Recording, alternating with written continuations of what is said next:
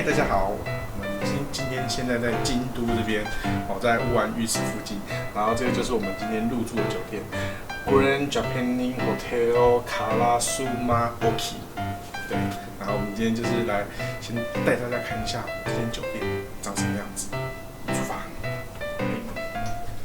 好，那我们就进了它的这个拉比。那它这间比较特别的是，它白天会有服务人员在柜台，然后晚上大概11点之后，它就是采取一个无人的 check in 的方式。如果说你11点之后到，就是打电话给他们的服务人员，然后他会跟你讲，就是有4码的那个 check in 的数字，你就直接在用 iPad 去做一个报到的登录。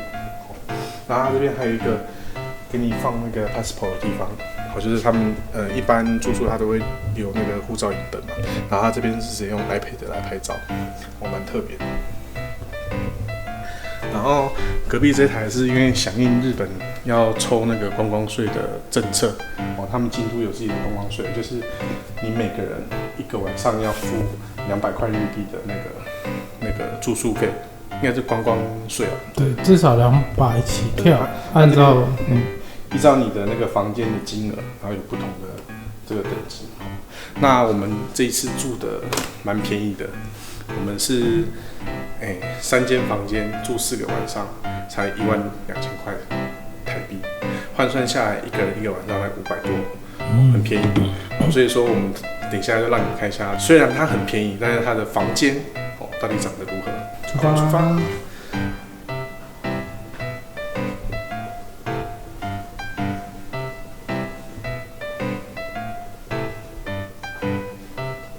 电梯喽，然后我们要前往4楼。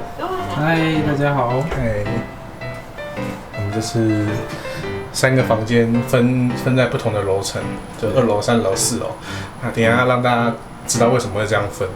是，然后它的电梯非常的敏感，就是假设它在开门的过程，我的手放过去，它就会停下来；我只要挡到它，它就会停下来。不要这样制造一个。好。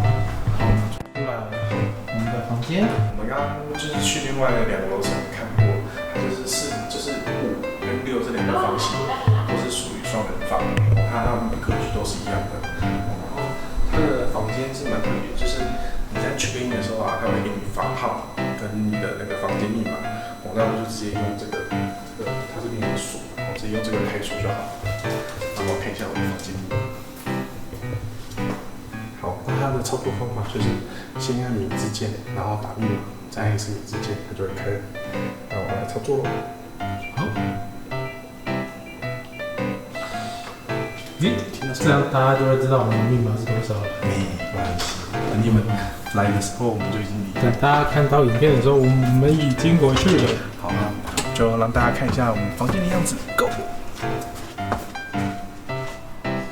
那因为我们这个是双人房啦，然后我订的是2张床的房型。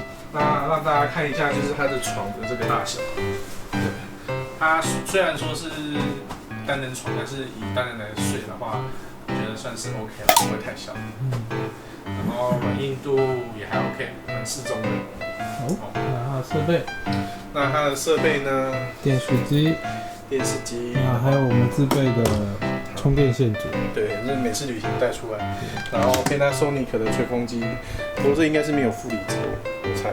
好。下面这里杯子，它的那个茶具，然后里面有煎茶跟另外一个是乌龙茶茶包。换个方向，这边有一些是我们私人的东西啦。那属于这边有，就是这边有个热水瓶。热水瓶，然后是它的冰箱。那冰箱里面是什么都没有附，那你看到的都是我们刚摆进去的。对，还 OK， 大小还 OK， 我觉得。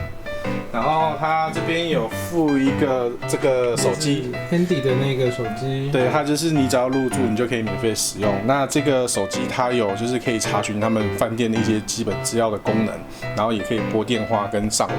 当然它上网有一个限制，它只有30分钟而已。